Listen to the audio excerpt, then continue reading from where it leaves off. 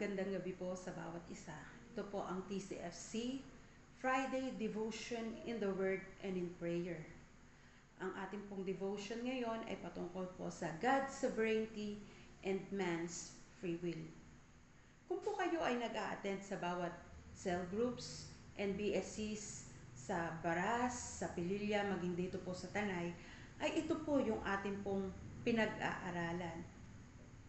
So ngayong gabi, ano po ba ang ating matututunan mula rito sa aklat ng Roma, Kabanata 10, talatang 17 hanggang 20. Pero bago po tayo magpatuloy ngayong gabi sa ating pong pag-aaralan, tayo po ay dudulog sa Panginoon sa pananalangin at atin din pong isasama sa ating prayer ang pangalan ng ating mga kapatid na nagbigay para po sa kanilang prayer request sa ating Diyos. Let us come before God. Let's bow down our heads. Dakilang Diyos, aming amang nasa langit, kay buti mo sa buhay ng bawat isa sa amin. Mula pagising pa lang hanggang sa mga oras na to, Panginoon, ang kabutihan mo, kadakilaan mo, ay patuloy mo pinagkakalob sa bawat isa sa amin. Ama, sa pagdulog namin ngayong gabi, patuloy na pakalinisin mo po ang aming mga puso, ang aming mga isip, lahat ng aming mga ginawa.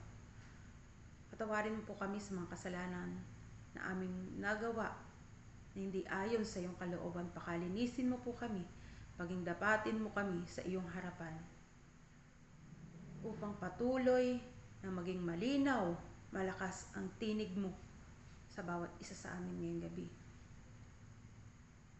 At patuloy na ang mga salita mo ang siyang maging ilaw, tanglaw at gabay namin sa aming paglakad, sa aming buhay dito sa mundong ito. At maging sa mga kapatid po namin na nagbigay ng kanilang mga pangalan. Meron po silang iba't ibang request sa iyo, Panginoon. Ikaw po nakababatid anuman po ito, kung ito man po ay sa napipinto nila mga pagdidesisyon sa buhay, malaki man o maliit, o kung ano pa man, Panginoon, ito po ay itinataas namin sa iyo. Ito po ay sina Maria Neza Ulip, Benencio Mendez, Rolly and Maricel Hilahan, Bernadette Asunto, Joshua Dave Quiñones, Pastor Ronel Evangelista, Dina Matawaran, Evelyn Lorica, Myla Bendanya, Romelyn Balane, Erlyn Romero, Mitsilin Tongohan, Marjorie Levendino, Cleope Sinugat, Sid and Evelyn Pitoral, at maging si Pastor Iris Kagandahan. Lord, ano man po yung hinihiling nila sa mga oras na to, kung ito man po ay kaginhawaan o kagalingan sa kanilang mga katawan, Ama, ikaw po ang amin dakilang manggagamot. Alam mo po ang bilang ng aming mga buhok, maging kung ano man po yung may hindi maganda sa loob ng aming katawan. Ikaw po nakababatid nito. Dalangin namin, Panginoon, sa mga oras na to, bigyan niyo po ng kapayapaan ang aking mga kapatid na dumadaan sa mga pagsubok, sa suliranin, sa sakit sa mga oras na to. Bigyan niyo po sila, Panginoon, ng kaginhawahan ng kanilang mga katawan at patuloy na sa iyo lamang sila umasa at magtiwala, sapagkat ano man ang mangyari, Lord, napakahalaga na ang pagtitiwala ng bawat isa ay sa iyo lang namin ilagak, wala nang iba. Gayon din po, Panginoon, sa mga kapatid namin sa mga pagdidesisyon na kanilang gagawin. Ito po ay ikaw na po ang bahala, Panginoon. Bigyan niyo po ng wisdom, ng knowledge upang ang mapili nila, magawa nilang desisyon ay ayon lamang sa iyong kalooban, ayon lamang sa iyong layunin at plano sa kanilang mga buhay. At maging sa mga salita mo na aming po pagsasaluhan ngayong gabi, bigyan niyo po kami ng kaunawaan. Buksan mo po ang aming puso't isipan upang patuloy, Panginoon, na ito po ay manahan, upang ito po ay ma-store sa aming mga puso at aming pong maisabuhay. Salamat, Panginoon. Tinatanggap namin, Lord, ang karunungan, pagkakaloob mo sa amin sa gabing ito upang maunawaan namin yung mga salita. Let your Holy Spirit teach us, guide us, correct us, and be with us this evening, Lord, as we study your your word. Maraming salamat. Ito po ang aming panalangin sa pangalan ni Jesus. Amen. Kunin po natin ang ating mga Biblia at ating pong buksan mula sa Aklat ng Roma, Kabanata 9, talatang 17 hanggang 19. Sapagkat ayon sa kasulatan ay sinabi ni Faraon, ginawa kitang hari upang sa pamagitan mo'y maipakita ko ang aking kapangyarihan at mahayag ang aking pangalan sa buong daigdig. Kaya't kinahabagan nga ng Diyos ang sinumang ibig niyang kahabagan at pinatitigas niya ang ulo ng ibig niyang pagmitigasin. Sasabihin mo naman sa akin, bakit pa sinisisi ng Diyos ang tao? Sino ang makalalaban sa kanyang kalooban? Tuloy na po natin hanggang 21. Ngunit ikaw na tao lang, sino ka upang sumagot ng gayon sa Diyos? Masasabi ba ng Diyos sa lumikha sa Kanya, bakit mo ako ginawang ganito? 21. Wala bang karapatan ang magpapalayok na gumawa ng isang kasangkapang mamahalin at isa namang kasangkapang mumurahin mula sa isang limpak na huwad?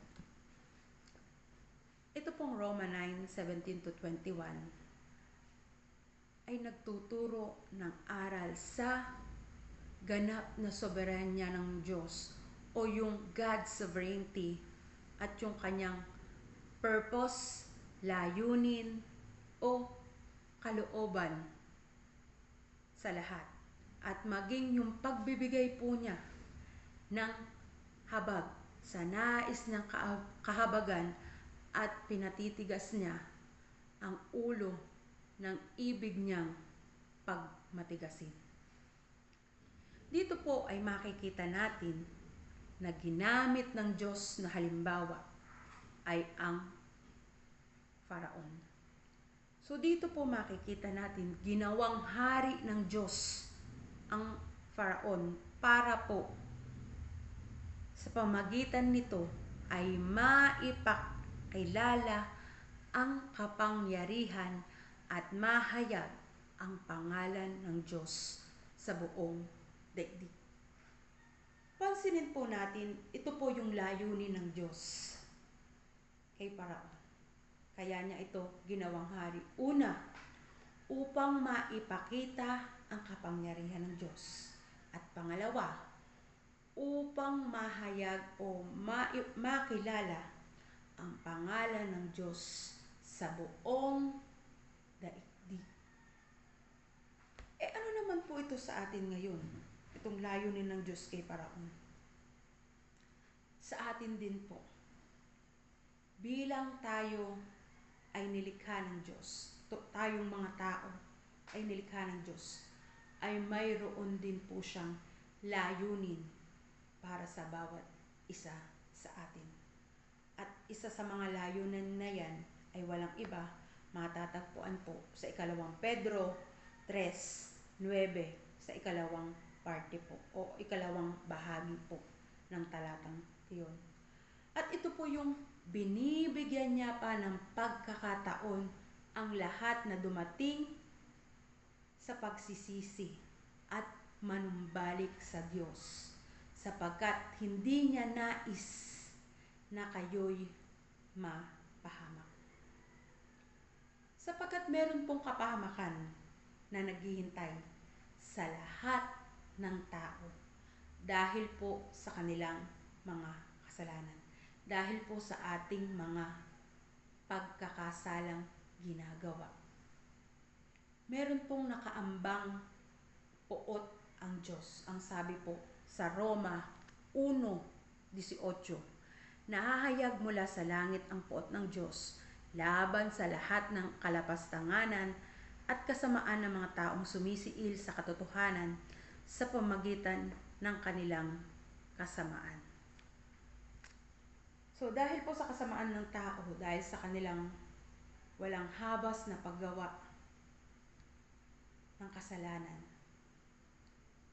ay may naghihintay po na puot ng Diyos sa atin. Pero sa ngayon po, sa mga panahong ito, ay hindi pa po ibinubuhos ng Diyos o hindi pa ipinapataw ng Diyos ang kanyang puot sa lahat ng tao. Sapagkat ayon po sa ating binasa sa 2 Pedro 3:9 sa ika-2 bahagi ay hinihintay pa niya ang mga tao, lahat ng mga tao na dumating sa pagsisisi at manumbalik sa Diyos. Ipinapakita po dito kung gaano katindi yung pagtitiis ng Diyos, kung gaano yung habag ng Diyos ay ibinibigay niya sa tao. At yung pong habag na yun ay ang tatanggap lamang ay walang iba kundi yung lahat ng mga taong nakipag-isa, mga taong nananampalataya sa ating pong Panginoong Hesus. Dahil ang habag na yan o yung mercy na yan, yun po yung ibinigay sa atin. Pero yung justice o hustisya ng Diyos ay 2,000 years ago po ay ipinataw na ng Diyos. Walang iba kundi sa ating pong Panginoong Hesukristo na siya nag-alay ng kanyang buhay at ng kanyang dugo. At siya lamang po ang tanging karapat-dapat na alay upang mapaglubag ang loob ng Diyos mula sa kanyang galit sa tao dahil sa kasalanan ng tao. Hindi pa po ibinabagsak ng Diyos ang kanyang puot sa mga oras na to. Binibigyan pa niya tayo ng panahon o binibigyan pa niya ng pagkakataon ng tao na sila ay magsisi at manumbalik sa Diyos. Yan po yung layunin ng Diyos sa kanyang mga nilikha. At sa lahat po ng mga nakipag-isa kay Kristo, sa lahat ng mga sumusunod at nananatili kay Kristo, ay meron din po siyang layunin. At ito po yung to conformed in the image of Christ. Ang layunin ng Diyos para sa lahat ng mga nakipag-isa kay Kristo, sa mga sumusunod, nagpapatuloy kay Kristo, ay tayo po ay maging kawangis, maging katulad ni Kristo. At magiging kawangis lang tayo ni Kristo kung po tayo ay patuloy na magpapasakop, patuloy na hihingi ng patnubay ng banal na Espiritu. Kasi kung sa atin po, hindi po natin magagawa na maging kawangis ni Kristo sapagkat ang natural po sa ating mga tao ay gumawa ng masama. So kinakailangan po natin si Kristo at ang banal na Espiritu sa buhay natin upang tayo po ay maging kawangis ni Kristo. Habang dumaraan ang mga araw o day by day, we are changing from God's image po sa larawan at wangis ng Diyos. Kung po tayo nagpapatuloy sa ating pong Panginoon. At ano pa po ang layunin ng Diyos sa atin? Bilang tayo po ngayon ay kumikilala at nananampalataya kay Kristo. At ito po ay yung binigyan po tayo ng Diyos ng Great Commission o ito po ay ating ipahayag ang gospel o mabuting balita ni Kristo at ipakilala ang kanyang pangalan sa lahat ng tao.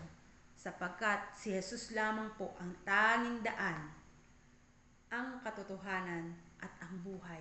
So siya lang ang tanging kaligtasan ng ating mga kaluluwa. Kung meron tayong Kristo sa buhay natin, kung siya ay nananatiling nabubuhay sa atin at hindi po yung ating pagkatao o yung ating sarili ang nagiging Panginoon, ay si Kristo po ay siya po yung nagbibigay sa atin ng layunin na ibahagi din po natin kung ano yung ibinahagi din sa atin patungkol sa ginawa ni Kristo sa ating mga buhay, which is yung kaligtasan na alay ni Kristo para sa lahat ng mga tatanggap, kikilala at mananampalataya sa ating Panginoong Hesus sa dulo ng kanilang mga buhay. Yun po yung layunin ng Diyos sa bawat isa sa atin na mga kumikilala at nananampalataya sa Kanya. Now, kung atin pong babalikan ang naganap kay Parao, ay makikita po natin dito na naganap yung layunin ng Diyos para kay Parao na ang pangalan ng Diyos ay, ang kapangyarihan ng Diyos ay ma-display o mahayag o maipakita, at ang pangalan ng Diyos ay mahayag sa lahat ng dako o sa buong daigdig.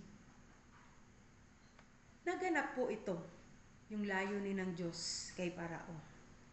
Sa kanya pong pagmamatigas na huwag palayain ang bansang Israel mula sa pagkakaalipin sa kanila ng Ehipsyo, ay pinadalhan po ng Diyos ng 10 salot ang mga Ehipsyo. Marami pong pagkakataon ang ibinigay sa kanya ng Diyos upang magbago ang kanyang puso, ang kanyang desisyon, ang kanyang pagpili. Pero ang lahat po ng ito ay binaliwala ng Parao. Mas lalo pa niyang pinagmatigas ang kanyang puso. Hindi po siya kumikilala sa ating pong Diyos. Hindi niya kinikilala si Yahweh bilang Panginoon ng kanyang buhay. Pagkos tinanong pa niya, sino ba yan nag-uutos sa akin na kayo'y palayain? Sabi po kay na Moises at Aaron. Humarap po si Moises at Aaron kay Parao. Sabi, hindi ko yan kilala, kaya hindi ko kayo papayagan sa nais ninyo na pumunta sa ilang at upang doon ay magkaroon ng pista bilang parangal kay Yahweh. Hindi po pumayag itong si Parao. Kaya naman ay naranasan po ng mga Israelita na mas lalo pa po silang pahirapan ng mga Ehipsyo. Dinagdagan pa yung kanilang trabaho at para hindi na po sila makapag-isip o makapakinig ng mga bagay na sinasabi din ng Parao na kalokohan daw. So, dito po, mas pinili ng Parao sa kabila ng lahat ng iyon, yung 10 salot na yun, mas pinili ng Parao na huwag sumunod at patigasin lalo ang kanyang puso. So, hindi sumunod si Parao sa sinasabi ni Yahweh o sinasabi ng Diyos.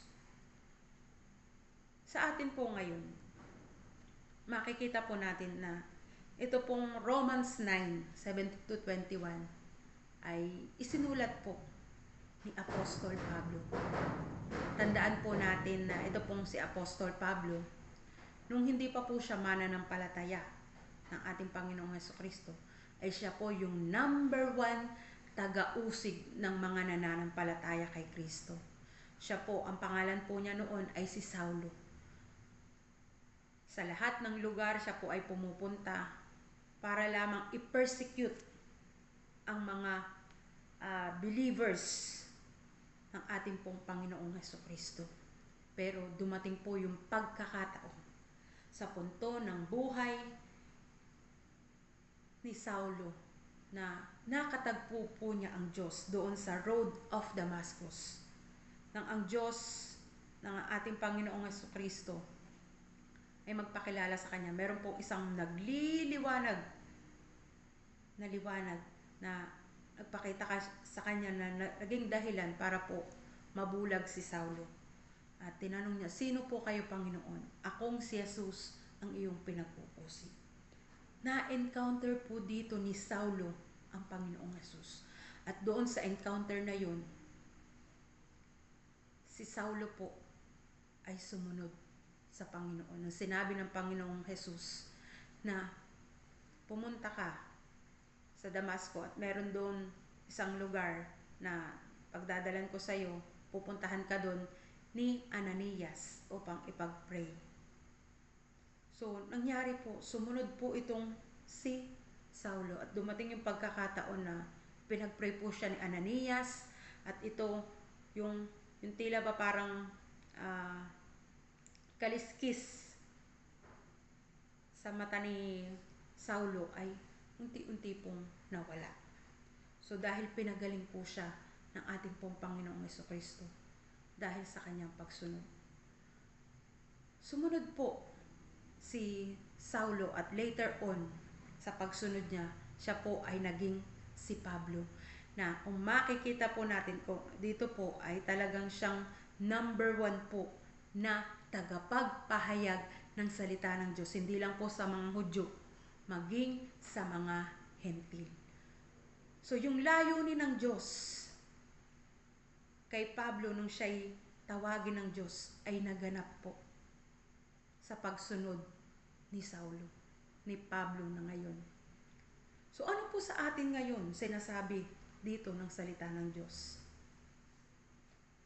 The purpose o ang layunin ng Diyos ay magaganap at magaganap sa kabila ng ating unbelief at belief, sa kabila ng ating paniniwala at hindi paniniwala, maging sa ating pagsunod o maging sa ating hindi pagsunod. Kaya-agree ba tayo o hindi, ang layunin ng Diyos ay mangyayari at mangyayari anuman ang sitwasyon na kinakaharap. Matutupad at magaganap ang layunin ng Diyos sa buhay ng bawat isa sa atin. Kung paanong naganap po ang layunin ng Diyos sa buhay ni Paraon sa kanyang pagmamatigas ng puso, naganap yung layunin ng Diyos. Maging kay Saulo o kay Pablo na ngayon sa kanyang pagsunod ay naganap yung layunin ng Diyos. Ganun din po sa atin mga kapatid. Pero ang tanong, tayo po ba ay susunod? Pero ang mas maganda po mga kapatid, atin pong sundin ang kalooban o layunin ng Diyos sa buhay natin. At ito po ay wag po natin tatanggihan. Sapagkat ano man ang mangyari, nakita po natin dito sa hindi pagsunod ni Paraon at sa pagsunod ni Pablo, naganap yung layunin sa buhay ng bawat isa sa atin. Gayon din po sa buhay natin. Magaganap at magaganap ang layunin ng Diyos, sumunod man tayo o hindi. Pero ang maganda ay tayo po'y sumunod na sa kalooban at layunin ng Diyos sa buhay natin. So ang pagpapatigas po ng puso nitong Paraon ay resulta ng kanyang pagpili. Ganun din po sa atin. So katulad ng Paraon, maraming beses na po siyang binigyan ng pagkakataon o ng chances ng Diyos para mabago yung puso, yung isip nitong Paraon. Dumating na yung ikasiyam na salot, hindi pa rin, nagmatigas pa rin siya. Dumating yung ikasampung salot. Namatay ang lahat ng mga panganay na lalaki, maging hayop man o tao. Namatay yung panganay na anak ng Paraon.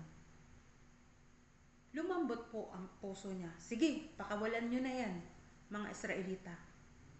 Pero sa bandang huli po, nagbago po ang isip nitong Paraon.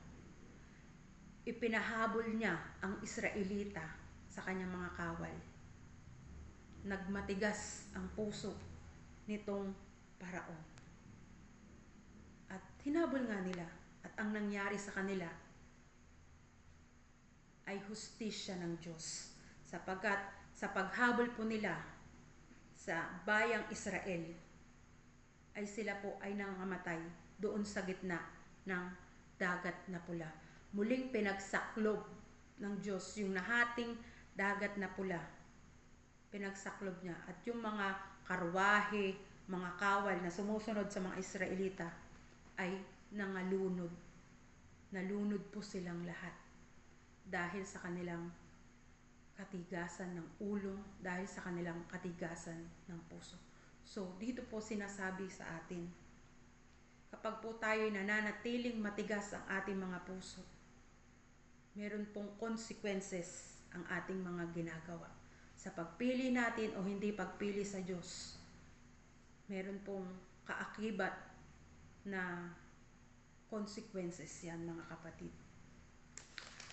Sapagkat ito pong parao, sa kabila ng lahat ng yun, lahat ng tawag doon yung pagiging mahinahon ng Diyos, yung pagiging matagal sa pagkagalit ng Diyos, ay hindi binigyan ng pansin ng paraon. He chose to disobey God. And he chose to harden his heart. Itong paraon na to. Kaya ang nangyari, judgment ang natanggap nila. Sabi po sa Roma 1:23 and 28, nang talikdan nila ang kadakilaan ng Diyos na walang kamatayan at sambahin ang mga larawan ng taong may kamatayan, ng mga ibon, ng mga hayop ng may mga apat na paa, at ng mga nilalang na nagsisigapang, ay hinayaan na sila ng Diyos sa kanilang maruruming pita hanggang sa magumon sila sa paggawa ng kahalayan sa isa't isa. Tinalikdan nila ang katotohanan tungkol sa Diyos at pinalitan ng kasinungalingan. Sinamba nila at pinaglingkuran ang nilalang sa halip na ang lumalang na siyang dapat papurihan magpakailanman. Amen. Dahil dito'y hinayaan sila ng Diyos sa mahalay na pita, ayaw na makapagtalik ng mga babae sa mga lalaki, sa kapwa-babae na lamang sila nakikipag-ugnayan. Gayon din ang lahat ng mga lalaki, ayaw makipagtalik sa mga babae, kundi sa kapwa lalaki na rin sila na humaling. Ang ginagawa ng mga ito ay nakahihiya, kaya't hindi nila maiiwasan ang parusa sa kanilang lisyang gawain. Ito po ang 28. Sapagkat ayaw nilang kumilala sa Diyos, hinayaan sila ng Diyos sa kanilang masamang pag-iisip at sa mga di tumpak na asal. So, dito po pinapakita, dahil sa katigasan ng ulo ng bayang Israel, ay hinayaan na lang sila ng Diyos. Gayon din po naging sitwasyon ng paraon. Dahil sa katigasan ng ulo nito, sa maraming beses na pagbibigay ng chances, ng pagkakataon ng Diyos para mabago yung puso ng paraon na to, ay hindi pa rin niya ninais na sumunod sa sinasabi ng Panginoon na palayain ang bansang Israel. Kaya naman, dito po makikita natin, hinayaan na lang ng Diyos na patigasin ang kanyang puso. Sa bawat pagdesisyon po natin, mga kapatid, malaya po tayong pumili. Sapagkat binigyan tayo ng kalayaan ng Diyos na pumili. Kung tayo po ba ay mananampalataya o kung tayo ay hindi mananampalataya sa Panginoon. The choice is ours, mga kapatid. Pero sa bawat pagdesisyon, pagdedesisyon na ating pong gagawin, lagi po nating tandaan, laging may kaakibat na kaparusahan o kaya naman gantimpala na nagmumula sa ating pong Diyos. So, ang hardening of the heart ay bunga ng hindi pakikinig at hindi pagtalima sa lahat ng mga panawagan ng Diyos sa ating mga buhay. Ang sabi po sa Hebreos 6:4-6, sapagkat paano pang makapagsisisi at mapanunumbalik ang mga tumalikod? Dati naliwanagan na sila, nakalasap na ng kaloob ng langit at naging kabilang sa mga tumanggap ng Espiritu Santo. Nakalasap na rin sila ng kabutihan ng salita ng Diyos at nakadama ng kapangyarihan ng Diyos na lubusang mahayag sa panahong darating. Verse 6, kung sila'y tumalikod pagkatapos malasap ang lahat ng ito, hindi na sila maaari pang magsisi at mapanumbalik sapagkat muli nilang ipapako sa krus at ibinibilad sa kahiyan ang anak ng Diyos.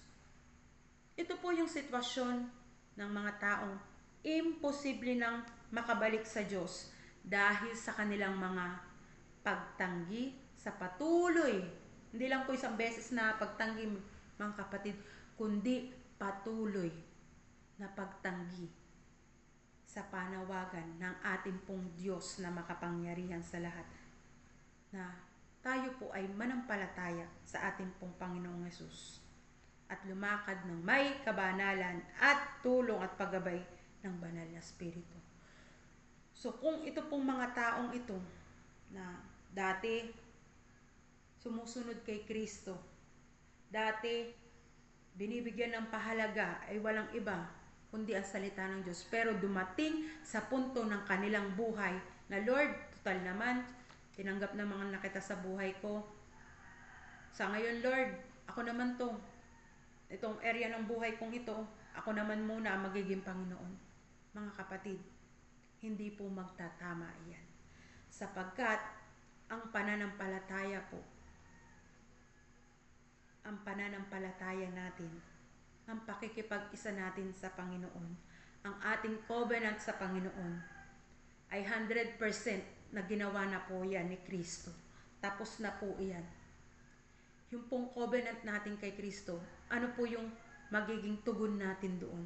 Kung tayo po ba ay magpapatuloy o tayo ay magpapasiram-siram, tayo ay magwawalwal. Lord, total naman, sabi mo, ay iniligtas mo na ako, pinili mo na ako, kaya naman pwede na ako magwalwal. Naku mga kapatid, hindi po ganyan. Hindi po tama yan. Iniligtas po tayo ng Panginoong Hesus upang tayo ay sumunod sa Kanya, upang yung banal na Espiritu ang siyang maging patnubay ng buhay ng bawat isa sa atin. Hindi po porket iniligtas na tayo ni Kristo ay kanya-kanya na tayo. Hindi po. Sa pananampalataya po natin, sa pagsunod po natin sa Panginoon, ay kailangan po natin ng banal na Espiritu na siyang tutulong sa atin upang makapanatili tayo sa ating pananampalataya kay Kristo. At kailangan din po natin ang ating kapwa mananampalataya upang tayo po sa paglakad natin, sa takbuhin na inilaan sa atin ng Diyos sa ating pananampalataya, ay tayo po bilang magkakapatid ay magpalakasan sa isa't isa at sabay po tayong hahakbang patungo doon sa finish line, mga kapatid. Dito po, napakaliwanag na sinasabi dito na yung pagpili ng tao ay napakahalaga. Ako ba ay mananampalatayang patuloy sa Panginoon o ang bibigyan ko ng pahalaga ay ang sarili kong kagustuhan, ang aking nais?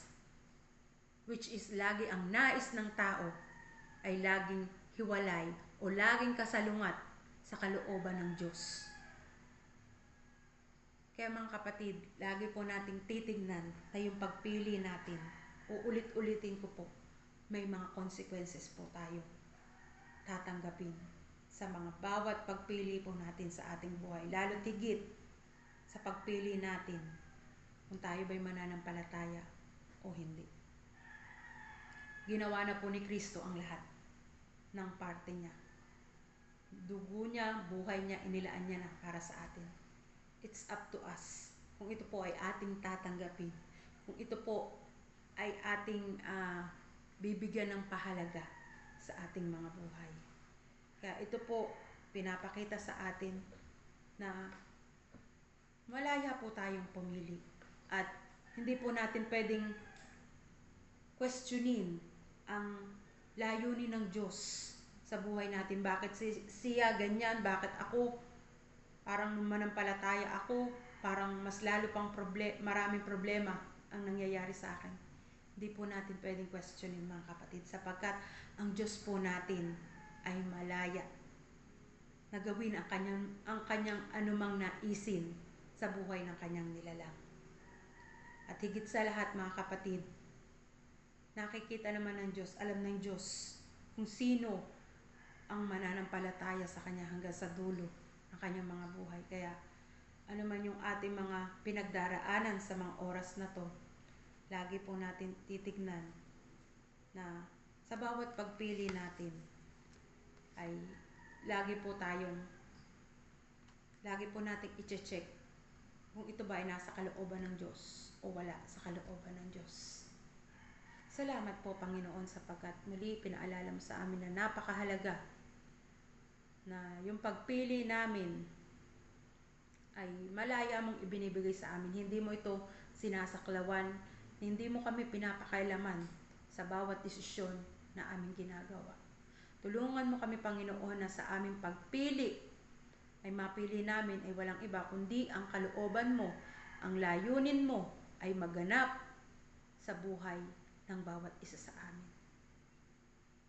Lord, salamat dahil pinaalala mo sa amin na kami man po ay sumunod o hindi sumunod, laging mangyayari at magaganap ang iyong layunin sa aming mga buhay. Pero tulungan mo kami, Panginoon, na kami ay sumunod sa iyong layunin, sa iyong plano, sa iyong purpose, sa iyong kalooban sa buhay namin. Tulungan nawa kami palagi ng banal na spirito na patuloy na bigyan kami ng kauhawan, ng kagutuman sa iyong mga salita upang maging malakas ang bawat isa sa amin, lalo na po yung pong aming faith sa iyo, Panginoon, ay lalo pang magtumibay, lalo pang mag-ugat dahil sa mga salita mo na aming pong napapakinggan. Maraming salamat po, O Diyos. Ikaw na po ang patuloy na bahala sa bawat isa sa amin. Kahabagan niyo po kami sa lahat ng oras at sandali ng aming mga buhay. Kailangan ka namin sa buhay namin, Lord. Hindi po namin kaya kung sa sarili naming lakas. Ang lakas na nagmumula sa iyo ang magbibigay sa amin ng kakayahan upang matupad at maganap namin ang kalooban mo sa buhay namin. Salamat pong muli. Sa iyo namin tinataas, pinagkakatiwala ang lahat. Let your will be done in our lives, Lord. Salamat po. Ito po ang aming panalangin na may pasasalamat sa pangalan ni Jesus. Amen. Magandang gabi po sa bawat isa. God bless you all.